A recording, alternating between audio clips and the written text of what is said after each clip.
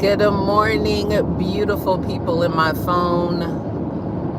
Welcome to Carr Conversations, where we talk all things faith, freedom, football, etc. I think we're heavy on the faith this morning.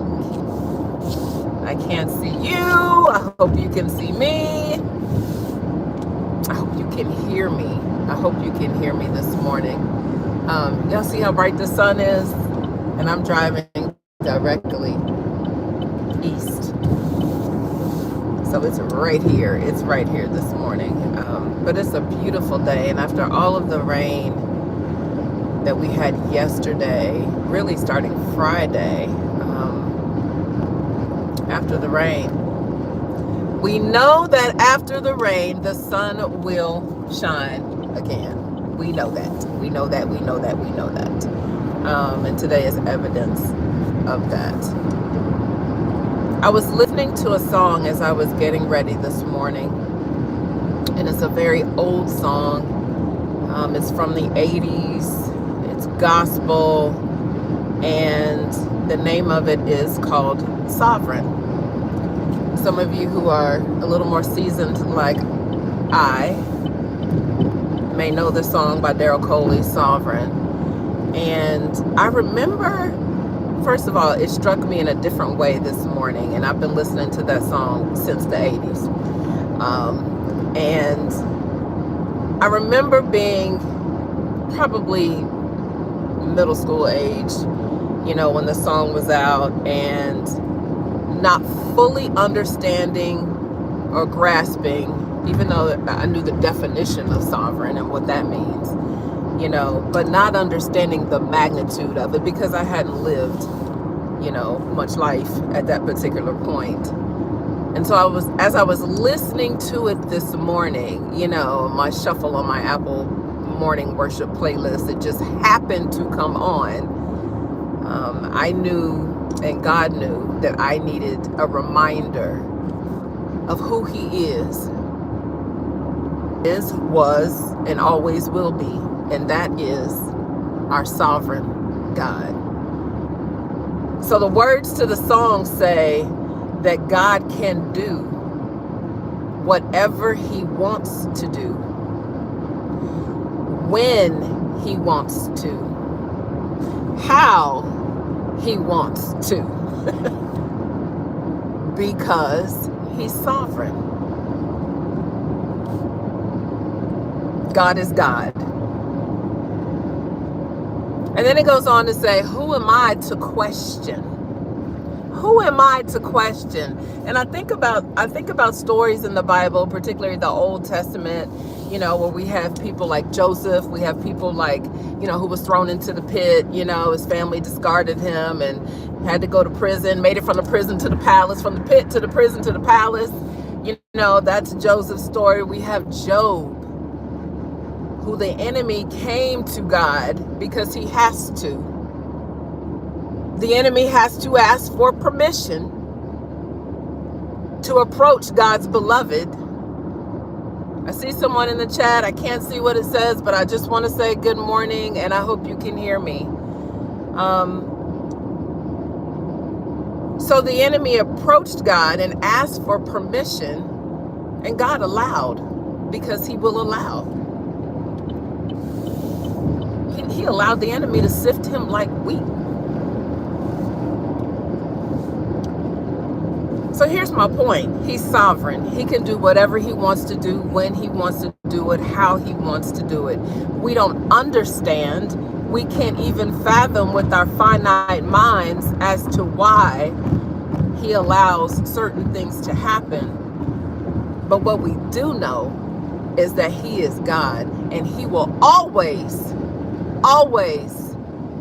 turn that thing that the enemy meant for evil into good and for His glory. He will always do it. He will always turn it. Now, does it turn when we want it to turn? I mean, Joseph endured years, right? There were years of imprisonment, years of serving Pharaoh, years of all the things.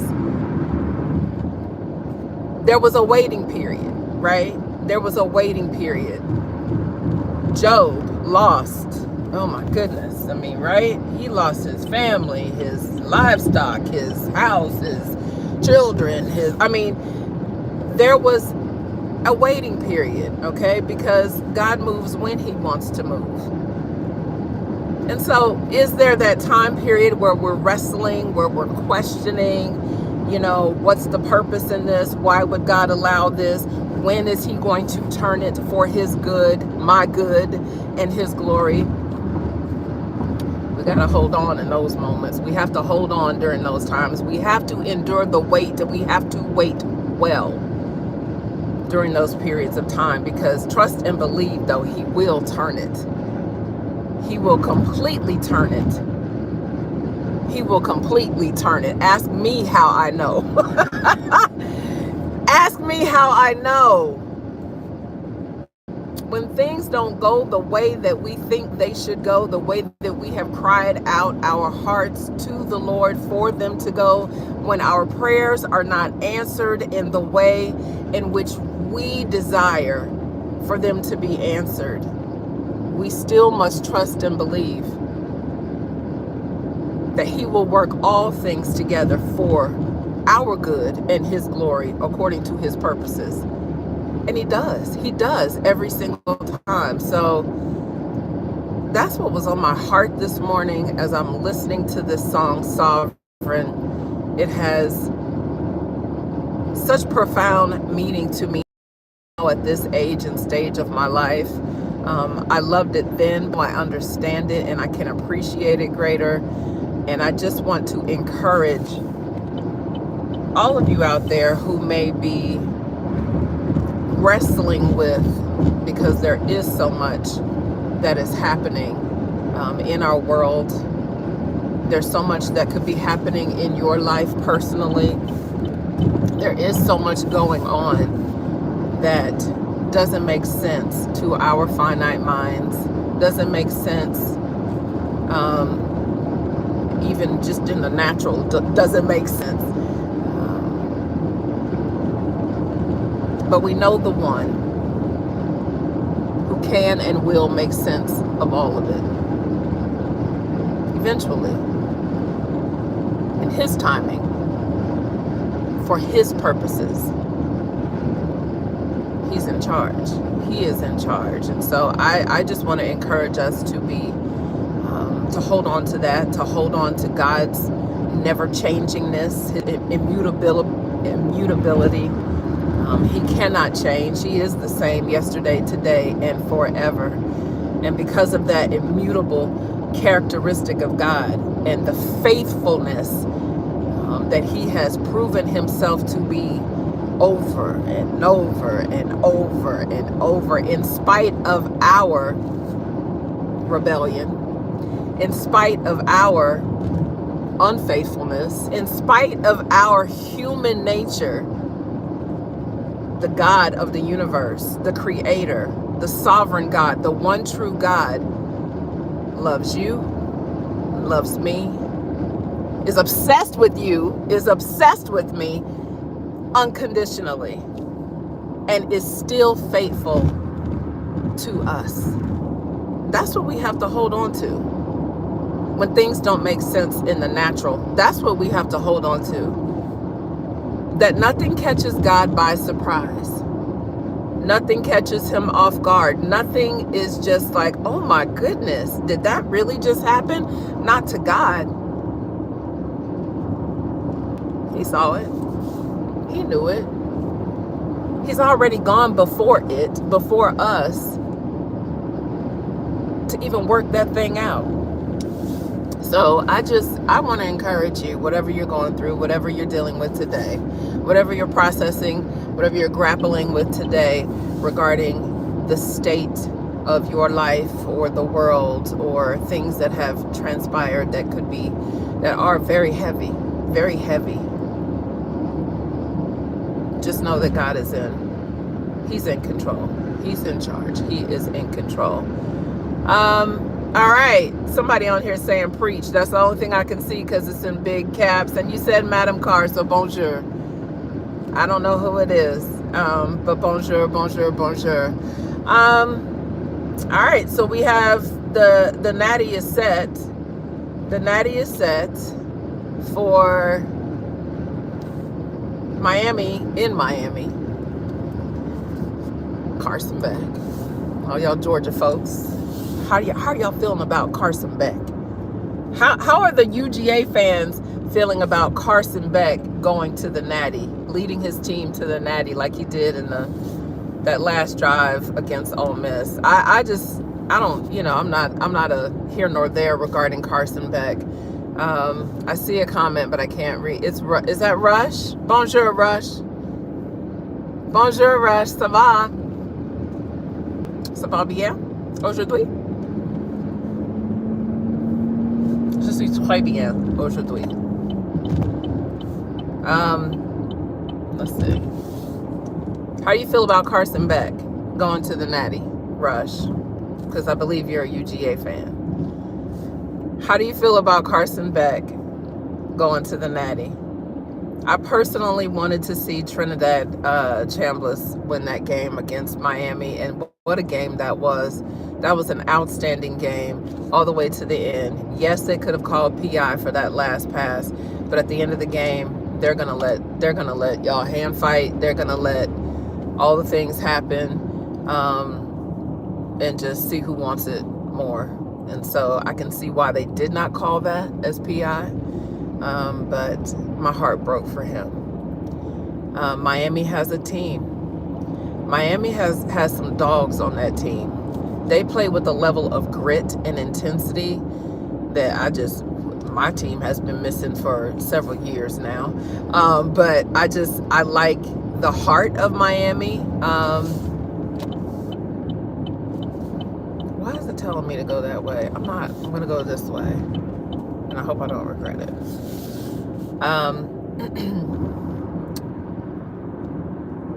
But Indiana, let me just say this about Indiana, because Indiana mollywopped us in the Rose Bowl. But they did not do to us what they did to Oregon in the Peach Bowl. Let's just be clear. Nobody's talking about that. Like when we lose, when Alabama loses, y'all act like it's just like the greatest thing since sliced bread, right? That Alabama lost and in the way they did. But when Oregon gets pummeled like they did in the Peach Bowl, you don't hear anything about, oh, Dan Lanning this, Dan Lanning that, and the Oregon Ducks, and blah, blah, blah, blah, blah. You don't hear any of that. So I'm just like, y'all make it make sense. Let's be fair. Let's be fair. Let's be fair. I got Indiana winning it all. I do. I have Indiana. I'm going to cheer for Mendoza. I like that kid. I love the way his faith is always on the forefront before he says anything. He takes a lot of heat because he's maybe a little quirky, to some. I love it. He's unique. But the thing I love about Cignetti's team, this is the thing I love about Cignetti. I mean, you have Dan Lanning, you have Cignetti, you have Mario Cristobal. All of these guys are from the Saban coaching tree. We all know that, right? They all came through Alabama. We know that. Remember that? We know that.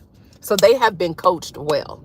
They have been prepared well, and they have taken the process and they have implemented the process at their institutions. Fine. Okay.